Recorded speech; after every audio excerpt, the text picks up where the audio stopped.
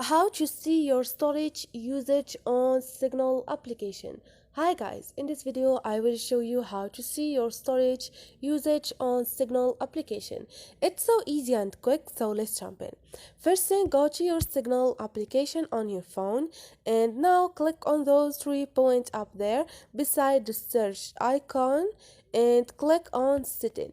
Scroll down and click on data and storage.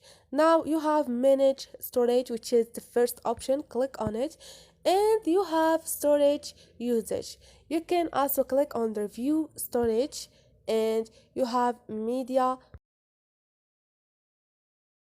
audio, all, and you can here see your all your storage usage on Signal application. And this is it. So this is it guys, hope this video was helpful to you. If you liked the video, don't forget to subscribe and like.